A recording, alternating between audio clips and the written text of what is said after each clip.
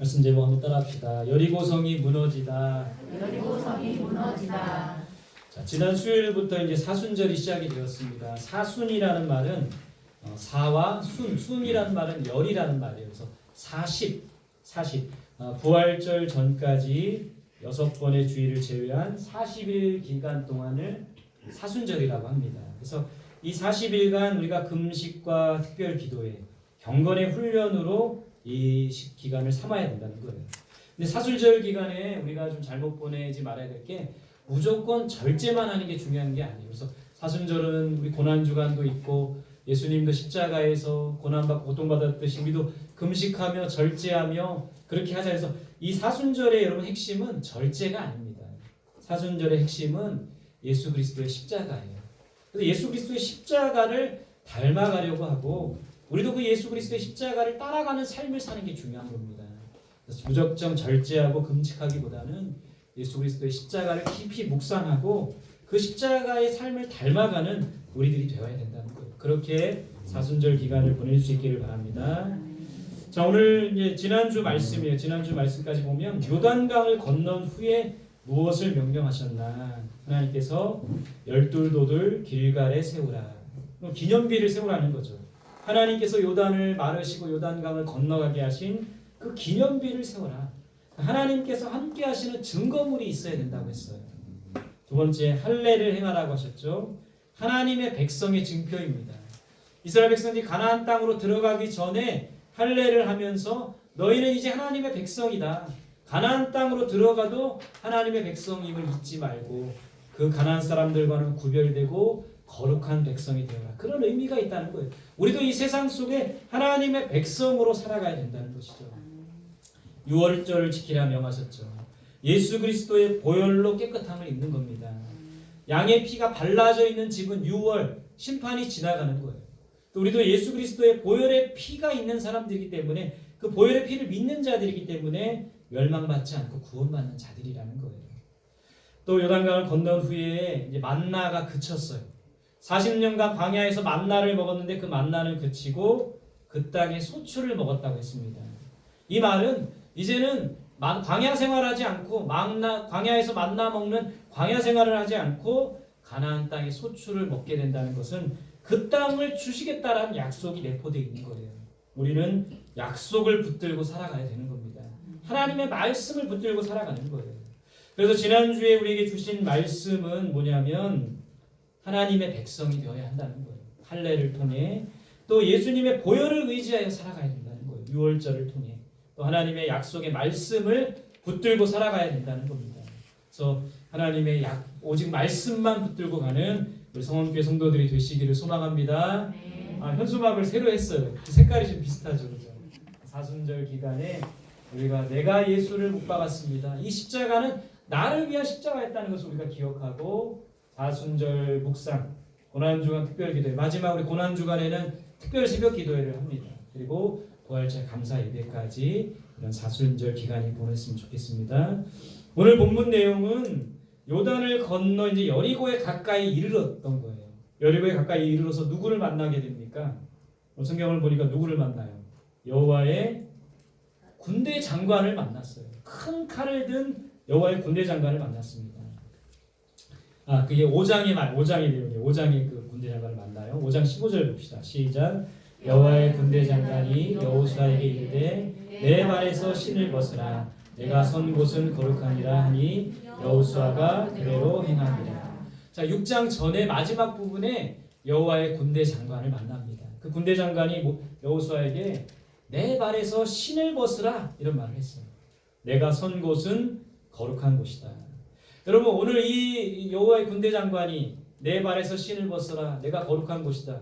그 앞에 보면 누구에게 또 이런 말씀을 하셨나요? 출애굽기 3장에 보면 모세를 부르실 때도 이 말씀하셨어요. 떨기나무가 타는 가운데 하나님께서 모세를 부르실 때 내 발에서 신을 벗어라. 내가 선 곳은 거룩한 곳이다. 오늘 모세에게도 여호수아에게도 이 말씀을 하고 있는 거예요. 여러분, 신을 벗는다는 것은 무슨 의미가 있는 것일까요? 오늘 여러분들이 이렇게 예배실에 오기 전에 신을 벗었죠. 왜 신을 벗었습니까? 여기가 먼지로 가득할까봐. 우리 교회는 처음부터 이제 이렇게 신을 벗게 했는데 저는 예배당은 이 신을 벗는 게 조금 좋은 의미가 있다라는 생각이 들어요. 근데 왜 이 신을 벗으라고 한 겁니까? 여호수아에게. 여러분 신을 벗는다는 그 첫 번째 의미는 따라해 보세요. 권리의 포기. 권리의 포기가 있는 겁니다. 그러니까 나의 권리, 나의 주권을 하나님 앞에 내려놓겠습니다. 이 의미가 있는 거예요. 그림은 룻기 4장에 보면 이제 룻과 나오미가 나오죠. 나오미의 남편이 죽고 룻과 나오미의 기업 물을 자가 필요했어요. 기업 물을 자는 이 룻과 일찍 남편이 죽은 룻과 나오미를 그 기업을 물고 보살펴 주어야 돼요. 근데 룻과 나오미의 가장 가까운 친척이 이 기업을 물어야 되는데 그 사람이 권리를 포기하고 보아스라는 사람이 좀 먼 친척이지만 보아스가 룻과 나오미의 기업을 물어준 거예요. 근데 가까운 친척이 그 자기의 권리를 포기할 때 했던 행동이 뭐냐면 이게 바로 신발을 벗어서 던지는 거예요. 성경에서 신발을 벗었다라는 의미는 나의 권리를 포기합니다. 나의 주권을 포기합니다. 그런 의미가 담겨 있다는 거예요. 두 번째 신발을 벗었다는 것은 하나님의 거룩하심에 대한 경의의 표현입니다. 하나님 앞에 나올 때, 왕 앞에 나올 때, 대통령 앞에 나올 때 그분을 존경하며 그분에게 경의를 표하는 그런 모습으로 신을 벗는 거예요. 세 번째는 자신의 낮고 천함을 고백하는 겁니다.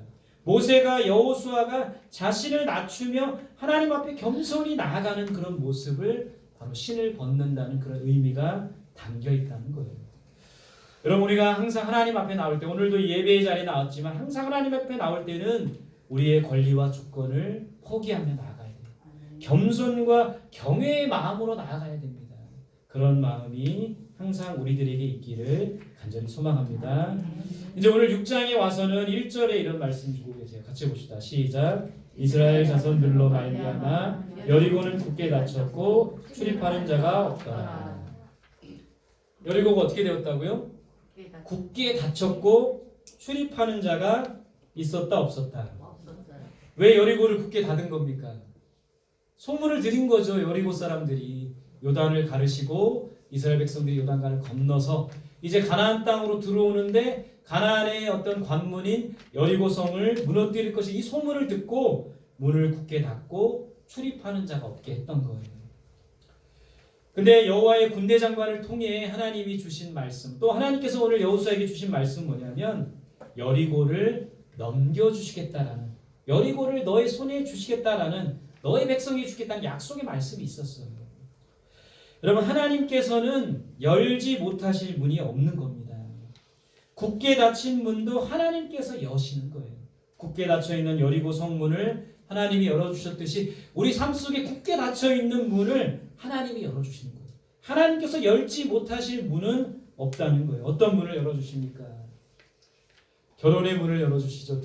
드디어 이제 두 분이 결혼의 문에 통과했는데 결혼하는 게 참 쉽지 않더라고요. 일단 남녀가 좋아해서 만나는 것이 쉽지 않습니다. 그리고 서로 다른 남녀가 맞추고 서로 맞추어가는 과정이 쉽지가 않아요. 그러니까 연애하다가 이제 결혼하는 그 과정이 또 쉽지는 않은 거예요. 그리고 다른 집안끼리 혼인의 연을 맺는 것도 참 어려워요. 그걸 직접 경험하신 분들도 있는데 결혼이 쉽지 않은데 결혼의 문을 하나님께서 열어주실 겁니다. 그래서 아직 결혼하지 못한 게 아니라 안 한 거죠. 그죠? 안 하신 분들은 결혼의 문을 하나님이 열어주시고 좋은 만남의 복을 갖게 하시고 결혼까지 결혼의 문을 하나님이 열어주시는 거예요. 취업의 문도 하나님이 열어주십니다. 취업이 정말 어려운 시대죠. 정규직이라는 거 하늘의 별따기죠. 그러나 취업의 문도 하나님이 열어주시는 거예요. 여러분 요즘에 전도가 얼마나 어렵습니까? 사람들이 마음의 문을 열지 않아요. 집 문도 열어주지 않습니다. 제가 과거에 이제 그 부목사를 할 때인데 아파트 전도할 때 그 다 이렇게 차단이 돼 있잖아요. 차단이 돼 있기 때문에 문을 열어주지 않는 거예요. 비밀번호도 몰라요. 그때 어떻게 하냐면 배달하는 사람들 뒤를 따라가는 거예요. 배달하는 사람 뒤를 따라가서 같이 들어가서 전도지 꽂아놓고 있는데 전도가 굉장히 어려워요. 특히 코로나 시대에 더 어렵죠. 전도의 문도 하나님이 열어주시는 거예요. 합격의 문도 대학 입시, 취업, 자격증 시험, 임용고시 너무 어렵습니다. 합격의 문도 하나님이 여시는 거예요. 행복의 문도. 여러분들 행복하십니까? 행복을 느끼는 사람이 많지 않아요. 그러나 하나님께서 우리에게 행복이라는 문을 열어주신 거예요. 평화의 문도 열어주시는 거죠. 요즘 러시아와 우크라이나가 전쟁 중에 있죠. 하나님께서 이 평화의 문을 여시는 거예요.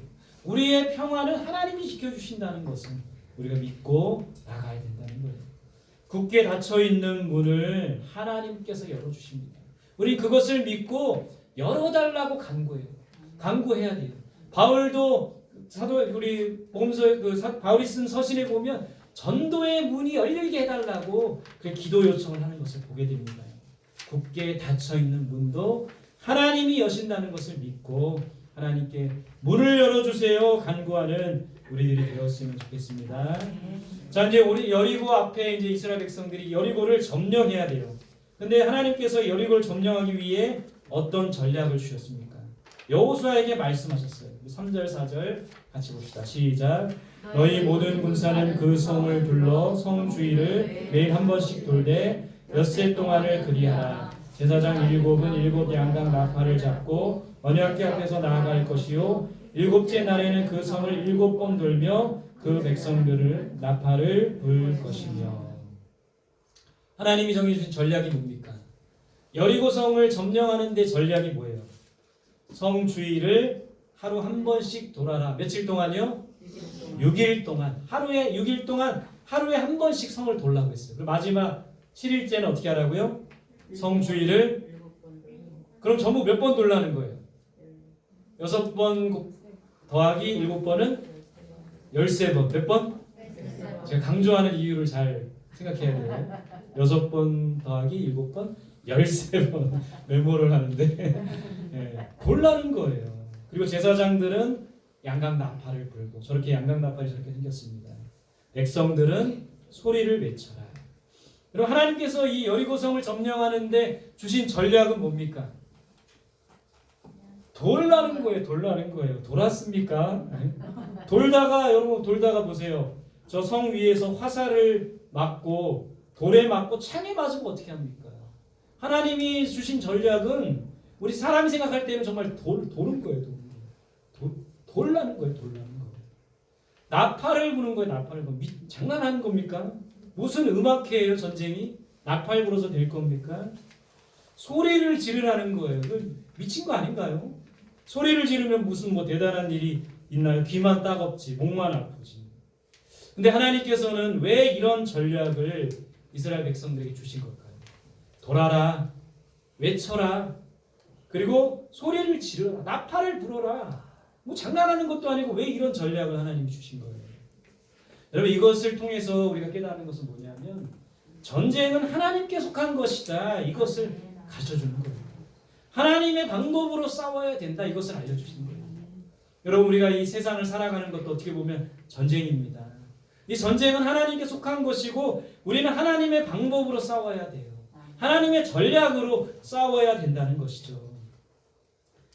여러분 이런 전략을 주신 또 다른 이유는 백성들이 하나님의 전략에 순종하는 것을 보려고 하시는 거예요. 여러분 하나님의 전략은 뭐냐면 따라해 봅시다. 순종이 전략이다. 순종이 전략이다. 하나님의 전략은 한마디로 말하면 순종이라는 거예요. 순종. 돌라면 돌고 외치라면 외치고 나팔을 불라면 부는 거. 바로 하나님의 그 말씀에 순종하는 것이 전략이라는 거예요. 우리가 여러분 이 인생을 살아갈 때 하나님의 말씀에 순종할 때 승리할 수가 있는 겁니다. 자, 17절 말씀을 같이 볼게요. 시작. 이 성과 그 가운데 있는 모든 것은 여호와께 온전히 바치되 기생 라합과 그 집에 동거하는 자는 모두 살려주라. 이는 우리가 보낸 사자들을 그가 숨겨 주었습니다. 우리 어린아이들만 읽어볼까요? 18절 시작. 온전히 바치고 그 바친 것 중에서 어떤 것이든지 취하여 너희가 이스라엘 진영으로 바치는 것이 되게 하여 고통을 당하게 되지 아니하도록 오직 너희는 그 바친 물건에 손대지 말라. 하나님 또 무엇을 명령하셨어요? 여리고성에 점령하게 되면 모든 것은 여호와께 바쳐라. 그러니까 전쟁을 해서 취한 전리품은 하나님께 바치라는 거예요. 또 어떤 걸 명하셨냐면 라합과 그 집에 있는 자들은 살려주어라. 라합이 2명의 정탐꾼을 숨겨주었죠. 그래서 약속을 지키는 겁니다. 붉은 줄이 매달려 있는 라합의 집과 그 집안에 있는 모든 사람들은 살려주어라. 약속을 이루는 거예요. 그리고 그 바친 물건에 손대지 말라. 여러분 여기서 우리가 중요한 포인트가 있어요. 그 뭐냐면 하나님의 것에는 우리가 손대면 안 되는 거예요.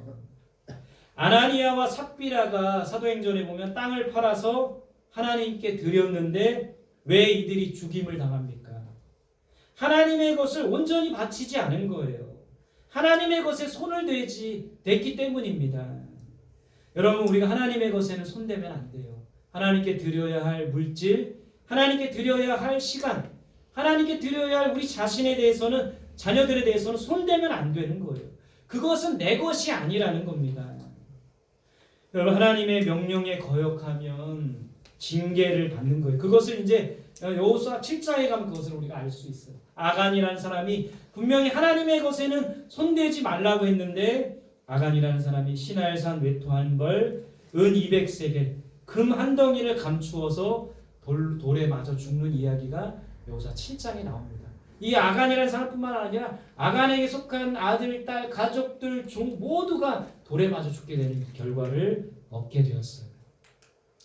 하나님의 말씀에 순종하지 않으면 징계를 받지만 하나님의 말씀에 순종할 때는 어떤 일이 벌어집니까? 19절 20절 우리 어른들만 한번 읽어볼게요. 시작. 이에 백성은 외치고 제사장들은 나팔을 불 때 백성이 나팔 소리를 들을 때에 크게 소리질러 외치니 성벽이 무너져 내린지라 백성이 각기 앞으로 나아가 그 성에 들어가서 그 성을 점령하고 그 성 안에 있는 모든 것을 온전히 바치되 남녀노소와 소와 양과 나귀를 칼로 멸하니라. 하나님의 전략, 돌아라, 외쳐라, 또 나팔을 불어라 했을 때 하나님의 말씀에 순종했을 때 어떤 일이 벌어진 겁니까? 성벽이 무너졌어요.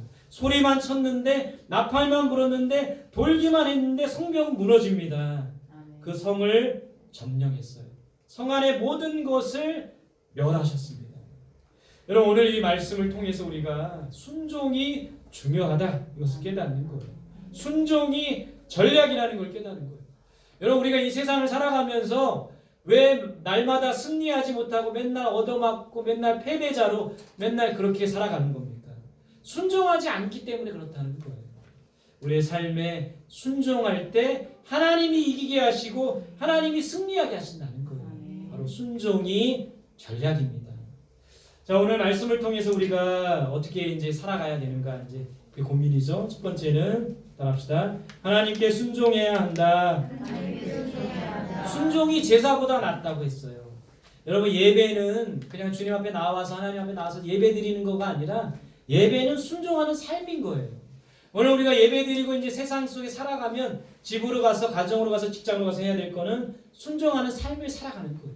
그래서 주일 예배는 주일 예배 한 번으로 예배가 끝나는 게 아니라 주일 예배는 이제 일주일의 예배의 시작이고 매일매일의 삶 속에서 순종의 삶을 살아가는 것이 바로 우리의 예배가 되어야 된다는 거예요. 하나님께 순종하는 삶을 살아야 됩니다. 두 번째 따라합시다. 하나님을 신뢰해야 한다. 하나님의 방법, 하나님의 전략, 하나님의 계획을 신뢰해야 돼요. 우리의 생각으로 생각으로 이해하지 못한다 할지라도 하나님의 방법을 신뢰하며 그 방법을 따라야 된다는 거예요. 그럴 때 승리할 수가 있어.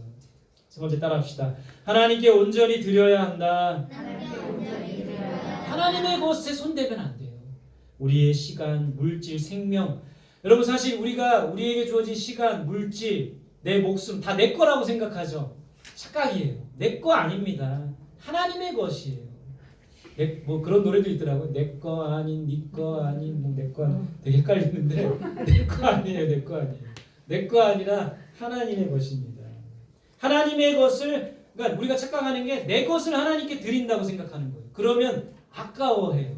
근데 내 것이 아니라 다 우리에게 주신 게 하나님의 것이에요. 11조를 드리면서도 헌금 드리면서도 아까워하는 이유가 뭐냐면 내 거라고 생각하기 때문에 그래요. 내 거 아닙니다. 하나님의 것이에요. 하나님의 것을 마땅히 하나님 앞에 드리는 것이라는 거죠. 그래서 여러분 말라기에 보면 11조와 헌물을 드리지 않는 것은 도둑질하는 것이라고 되어 있어요. 왜 도둑질하는 거냐면 하나님의 것이기 때문에 그렇다는 거예요. 하나님께 우리의 것을 온전히 드릴 수 있는 나의 시간과 물질과 생명까지도 아낌없이 드릴 수 있는 우리 모든 삶이 되시기를 간절히 소망합니다. 한 주간 여러분 살아가면서 하나님의 말씀에 순종하고 또 하나님의 전략과 방법을 신뢰하고 하나님께 온전히 드리는 그런 삶이 되시기를 간절히 소망합니다.